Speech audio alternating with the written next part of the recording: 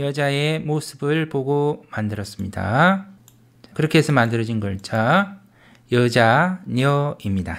딸여로도 쓰입니다. 단어 보시면 여자, 여인, 부녀, 아버지와 딸, 모녀, 어머니와 딸입니다. 그래서 여자일 때도 있고요. 여자녀, 딸의 의미로도 쓰입니다. 딸여. 그리고 다른 글자와 어울려서 새로운 글자를 만들 때 이 여자녀가 어머니의 의미로 쓰이는 경우가 종종 있습니다. 참고해서 계속 글자를 배워가도록 하겠습니다. 왼쪽에 여자녀입니다.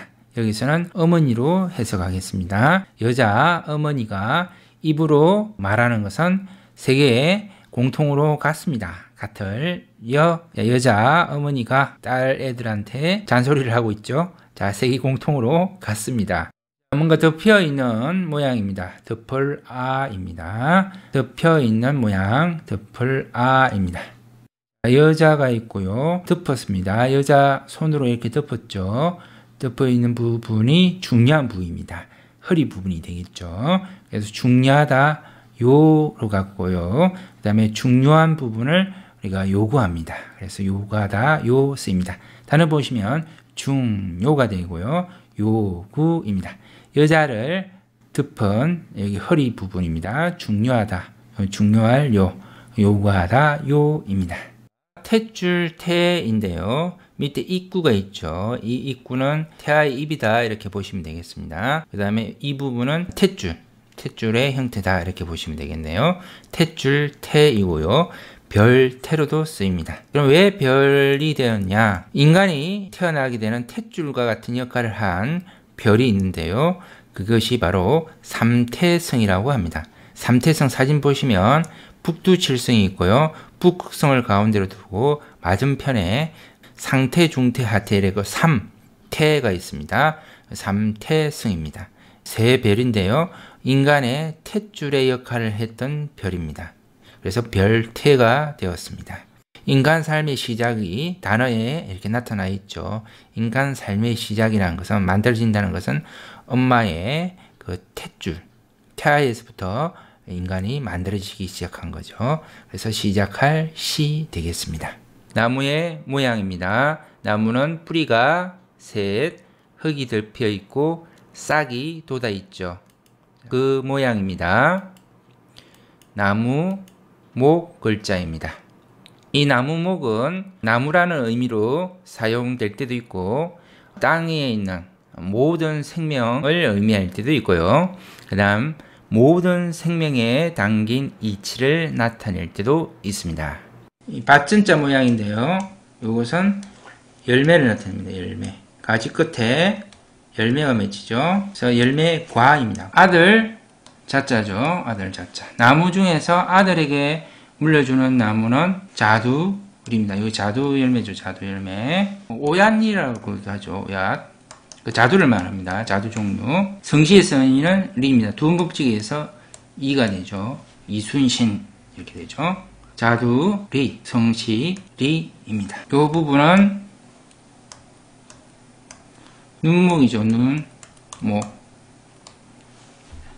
여기는 나무목인데요. 모든 생명을 말합니다. 모든 생명은요, 눈으로 이렇게 보면요, 그 상대방도 봅니다. 서로. 그래서 서로 상입니다. 상대방도 본다. 서로 상대할 때 상이죠. 모든 생명체는 눈으로 보면 그 상대도 나를 봅니다. 서로 상. 윗부분은 눈입니다. 눈을 날카로운 무기로 찌르는 모양인데요. 옛날에는 노예가 도망가지 못하도록 한쪽 눈을 날카로운 무기로 찔러서 사진에 보이는 것처럼 찔러서 도망을 못 가게 했답니다. 한쪽 눈을 찌르면 시각이 어긋나기 때문에 도망가기 힘들었죠. 그런 내용이 있는 글자입니다. 그래서 어긋날간 보는데 좀 째려보다의 의미를 가집니다. 그런 째려보다 간입니다. 왼쪽에 나무목이 있고요. 째려보다 간이죠. 나무를 우리가 볼 때 째려봐야 되는 것은 뭐다? 바로 뿌리입니다. 뿌리 글입니다. 글자가 어떻게 만들어졌냐면 여기 있죠. 나무를 볼 때, 우리가 째려 볼 때 나무에 뭘 봐야 된다? 밑에 바로 뿌리를 봐야 된다. 그래서 근본이라는 이 글자가 이 세트로 이 하나의 단어가 한 번에 만들어진 걸 알 수가 있죠. 나무를 볼 때 나무의 뿌리를 봐야 된다. 그래서 한자에는 이렇게 연결돼서 만들어진 글자들이 상당히 많이 있습니다. 그래서 나무를 볼 때 뿌리를 봐야 된다. 근본입니다.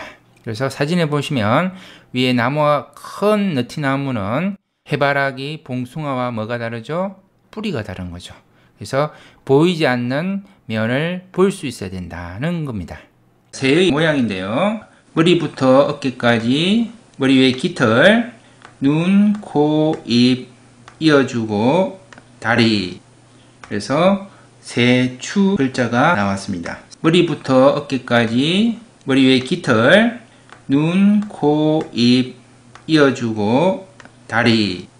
그래서 새추 글자가 나왔습니다. 자, 새의 모양을 보고 만든 글자 새추입니다. 밑에 나무목이 있고 위에 새추가 있죠. 나무 위에 새들이 모여 있네요. 모일 집입니다. 단어 보시면 집합입니다. 손의 모양이라고 보시면 되고요. 손으로 제주를 뿌리죠. 제주제입니다. 재능할 때 이 제자를 씁니다. 제주제, 재능제입니다. 나무인데 손으로 이렇게 다루는 그 나무를 제목이라고 그러죠. 제목제입니다. 사진에 보이는 북의 모양을 보고 만든 글자 북주 글자입니다. 외우는 방법은 승비사 글자죠. 승비사가 한글로 묘죠. 묘하게 치는 북 이렇게 외웁니다. 승비사가 묘하게 치는 북주다 이렇게 외우겠습니다. 나무목이 있고 가운데에 북주입니다. 그리고 오른쪽에는 마디촌입니다. 여기 마디촌은 손으로 해석하겠습니다. 가운데 북이죠. 북을 치면서 왼쪽에 나무목, 나무를 마디촌, 손으로 심고 있습니다.